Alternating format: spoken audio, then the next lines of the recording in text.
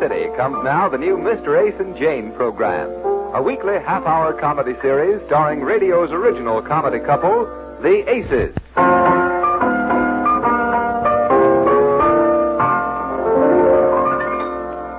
Once again, the strains of Manhattan Serenade introduce the story of Mr. Ace and his wife, Jane. Tonight, Chapter 1, entitled Jane's Brother Paul, who hasn't worked in 12 years, tries to borrow $200 from Mr. Ace. And Mr. Ace says, why don't you go to work? And Paul says, don't use that four-letter word in front of my sister. Or, as Mr. Ace would put it, am I my brother-in-law's keeper? Let me tell you exactly what happened.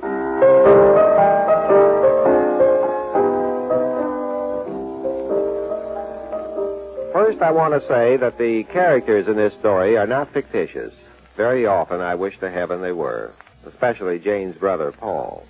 Although Paul is allergic to work and is the laziest guy I know, I must admit he is obnoxious. Paul never shows it, but I know he hates me. I never show it, but I hate him. He can't stand the sight of me. I can't stand the sight of him. Behind my back, he calls me names. Communist. 12 years ago, Paul was in a little automobile accident. He's been collecting $10 a month on a little insurance policy. But if he ever goes to work, they'll stop paying him that big $10 annuity, so he can't work. The guy was lucky enough to have escaped out of the accident alive, and now he wants to be paid for it. That's robbing St. Peter to pay Paul. The one I really feel sorry for is Paul's wife, Arlene. She's been married 10 years and has always been destitute. I've been married 10 years and have always been destitute. She never has any new clothes. I never have any new clothes. She's too old to go to work. I never have any new clothes. How do they live? Well, you've heard of people who live by their wits. Paul lives by his wits. Of course, with him, that's only half living. The other half, Jane takes care of. Jane and I are the typical average married couple living in a typical little eastern town of New York City. Population 7 million. Give or take one. And if you're going to take one, take my brother-in-law. Or for that matter, take Jane. When Jane makes up her mind to do something for Paul, she does it. When I make up my mind to do something for Paul, I do it. She's completely uninhibited. I'm completely uninhabited. And her arguments are unequivocally irrefutable. Yes. I should have suspected something the day we got married 15 years ago. The day Paul asked if he could come along on our honeymoon. And I said, no. And Jane said, oh, let him come along, dear. He's never been on a honeymoon.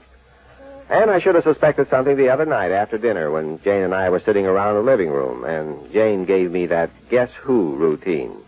It went something like this. Well, dear, guess who called me up today? Rochelle Hudson. No. I give up. My brother Paul. Oh? How much did he want this time? Oh, he's fine. No, I say... Arlene's fine, too. Yes, I say how much... much... You know that next week they will have been married 10 years? My, how time flies. Yeah. It seems like only a year ago they were married only 9 years. Mm-hmm. Well, when he told me 10 years, you could have knocked me down with a fender. I said, Paul, you mean to say that you've been... Now, just a minute, dear. What did you mean, how much did he want? Who said anything about money? Oh, then he didn't want any money. Who said he didn't? Well, which is it? $200. Jane, I'm not going to give it to him. Why doesn't the guy go to work? Oh, now, dear, you know there are many reasons. I'd like to hear them. Well, the third reason is because... Wait just a minute. What happened to Win and Place? Beg pardon? What are the first two reasons? Well, first, because he was sick last year. Oh, sure. You know, he was just about to get a job when he got intentional flu. I knew you'd finally come up with the right word. Well, the flu isn't to be sneezed at. What's another good reason? Well, like Paul says, what's the dollar worth today? Practically nothing. Oh, he's not going to work until the dollar gets back to what it should be worth. Yes, 57 cents. Of course, naturally. You remember how we used to be able to get meat and butter practically au gratin? Au gratin? Free. Free, naturally, yeah. Well, Paul says if you'll lend him $200, he'll be forever indebted to you. Forever is what I'm afraid of. He needs it for something very important. He didn't want to tell me in front of Arlene, but he'll tell you when he comes to see you at 9:30 tomorrow at your office. Jane, I haven't got $200 to throw away. What's not throwing it away? Are you insinuating that my brother isn't going to pay you back? Oh, no, of course not. He's as good as gone. Gold. Why, he's as good as the Bank of England. That's what I mean.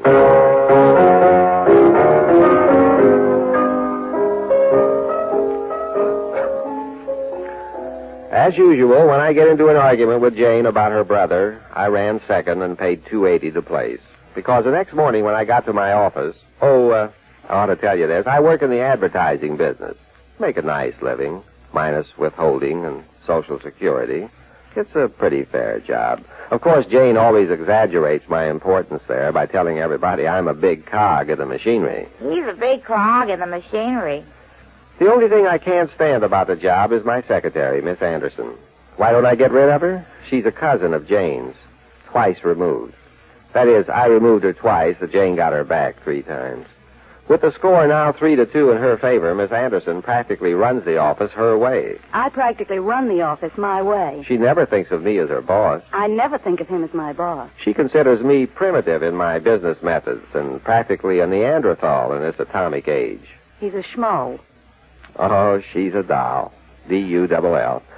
So I got to my office about 9:30 the next morning, and I asked Miss Anderson if there had been any calls. Oh, yes, Sam Davis called. Sam Davis? Who's he? What did he want? Well, he wanted a date for Saturday night. So I told him I was going to the movie Saturday night with Bill Wilson. Yes, I know. And I gave him Wednesday night. We're going dancing. Sam's an awfully good dancer, much look, better than Bill. And Sam... Miss Anderson, please, any sideline calls? I mean, for me, the advertising business, you remember? Oh, let me see. There was somebody. What was it now? Isn't that awful? Well, if it comes to you, Miss Anderson, you'll be in touch with me. I'll just go into my office and wait. Oh, sure. I'll let you know if it comes to me. Isn't that awful? Well, there you are. Is that a nice thing to do? Keep your brother-in-law waiting. Oh, Miss Anderson, is this the... Oh, yes, that's it. Your brother-in-law's waiting in your office to see you. Yeah. Miss Anderson, take a left. I was just congratulating your husband on a fine job he did for our cigarette account. Oh, it was nothing really, Mr. Norris. Nothing, he says. Don't let his modesty fool you, Mrs. Ace. All right. Jane, ask him about that. I can safely say at this point that your husband is the most valuable man in our shop.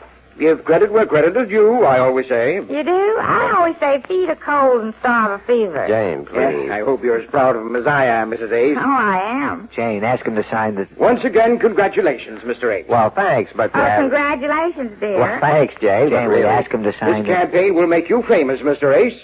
How about it, Mrs. Ace? Your husband's a celebrity.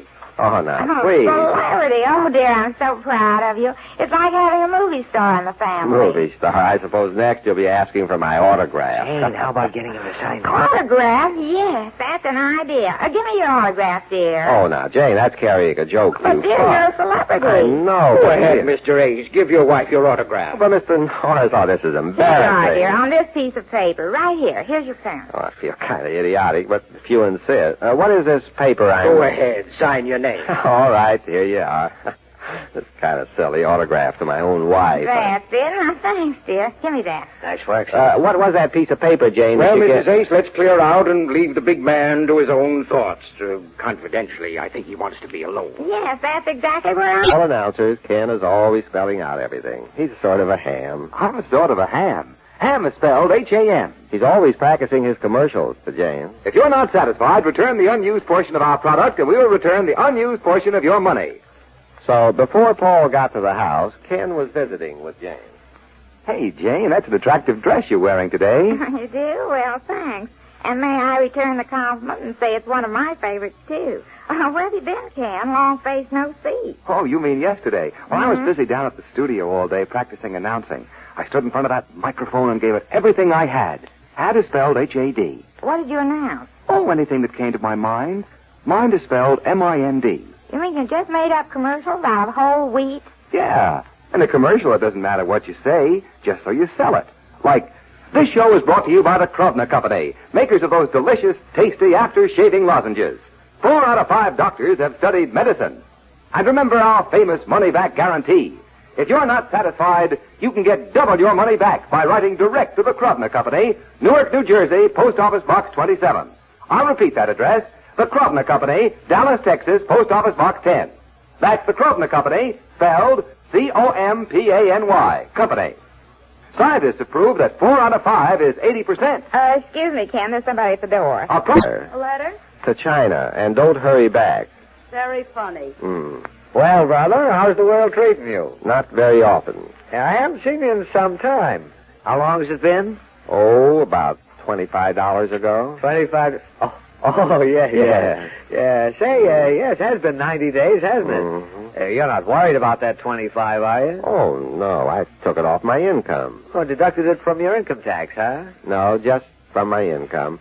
Paul, would you mind taking your overcoat off my desk? Oh, got sure, to work sure. here. Excuse me. Recognize the overcoat? Yes, I do. 2 winters ago. Mhm. Remember that cold winter and you were going to get a new coat, and you decided you might as well give me this one Jane told you? Look, Paul, I'm quite busy this You know morning. what I wish you'd get? A camel hair polo coat. You know what I wish you'd get? What? To the point. You want me to give you $200. Is that it? Not give, lend. The answer is no. Oh, now, wait a minute, brother. It isn't for myself I want the 200. I haven't got 200. It's for Arlene.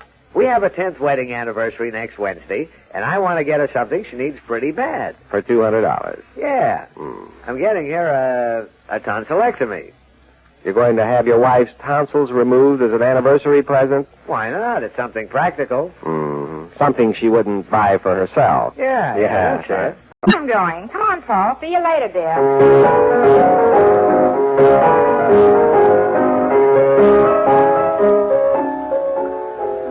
All I can say in defense of my simpering self is that I am the first and only co-signer who ever signed his name, Sincerely Yours.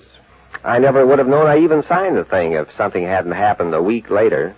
Jane and I were sitting around the living room after dinner, and I was doing a little bragging. Jane, remember that cigarette campaign Mr. Norris congratulated me on about a week ago? He gave me a $500 bonus today. Pretty good, huh? Yes, dear. Well, is that the most enthusiasm you could work up? I thought at least you'd cheer. Yippee, dear. Well, thanks, if you can spare that. Or maybe this will brighten you up, though. I'm going to take 200 of this bonus and give it to Paul. Arlene does have to have her tonsils out, and as long as I No, have... dear, you don't have to now. But, Jane, it was only a week ago today that you came... I know, dear, but Paul got that money already. Where? Last week. But I'll tell you what you can do. No, I said where did Paul get... You want to do somebody a favor. How about increasing my allowance? Where did Paul get the two... Increasing your allowance? How much? Oh, around $4.40 a week. $4.40. How'd you arrive at that round figure? Well, I might as well get this out of my cistern. Okay, sister, and what is it? I'll begin at the beginning. Yes, you do that, Jane. I'll make it short and sappy. Nash. Remember last week when I came to your office and you were a celebrity and you signed your autograph on a piece of paper I gave you? Fine celebrity, yeah. Well, that day you opened a charge account at the Confidential Loan Company. Yeah, fine. I what? Paul borrowed $200 and you autographed the note. Oh, no. That's the price of fame, dear. Oh, no, Oh, Jane. yes. And today they called up that Paul missed the first payment. $4.40. And they expect me to make good on... I won't do it. I'll call Paul. I'll call the loan company. I'll call Arlene and tell her what her husband did. I'll call... There's one call you forgot, dear. What's that? Well, while you're at it, call the doctor and tell him to put Arlene's tonsils back. Isn't that awful?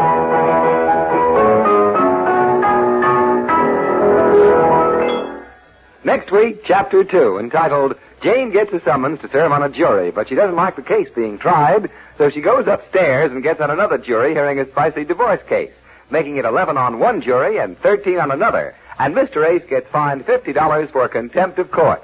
Or, Is there no justice? Good night. Good night.